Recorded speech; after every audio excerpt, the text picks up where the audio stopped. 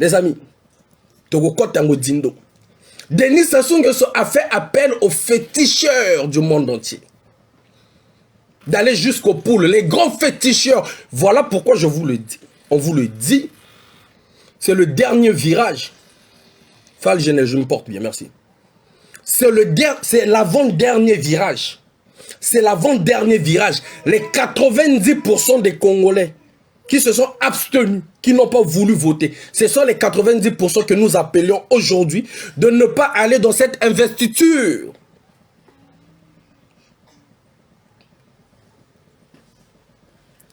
Vous avez oublié que il n'y a pas longtemps qu'ils vous ont inventé, qu'ils ont glorifié, la DGSP va sortir cette fois-ci. Ça ne va pas faire cadeau. Les jeunes, surtout vous, qui allez prendre encore les 5 000 pour aller remplir. Denis Sassou Nguesso veut légitimer. Denis Sassou Nguesso veut légitimer l'abstention. On vous avait dit, on sait là où Denis Sassou Nguesso na Samakolo comme ça. Nous avions eu à travailler diplomatiquement pour que l'abstention puisse se faire ressentir à l'opinion internationale. Pour que les élections là ne soient pas reconnues. On vous l'avait dit ici. On le dit haut et fort. La dynamique a fait ce travail de pouvoir bloquer les choses diplomatiquement et sur le terrain. Et partons à présent en République du Congo pour ce document exclusif signé TV5 Monde. Durant une année, nos journalistes ont enquêté sur l'exportation illégale de grumes de bois dans le pays. On va voir cela avec vous, Laure de Mastos. Bonsoir. Vous avez mené cette enquête avec notre correspondant Berdy Pambou.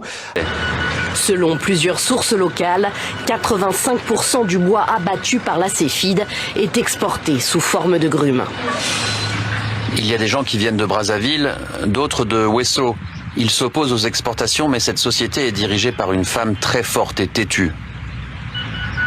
Madame Chen, qui supervise le site et que nous n'avons pas pu rencontrer. Les autres sociétés ne font plus de grumes, mais nous, ici, on continue. Les détails des négociations, je ne les connais pas. Seule Madame Chen et l'État les connaissent. Parce que l'État, c'est lui qui délivre les quotas de bois. Sur une trentaine d'opérateurs, une dizaine de sociétés, majoritairement à capitaux chinois, ont obtenu du gouvernement l'autorisation de poursuivre les exportations de grumes.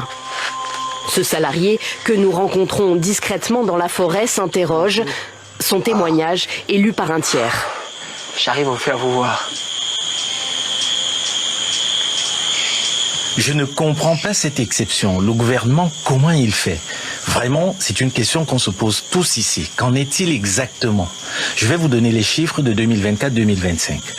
Le gouvernement a alloué un quota de 648 000 mètres cubes de grumes à la Céfide. C'est colossal.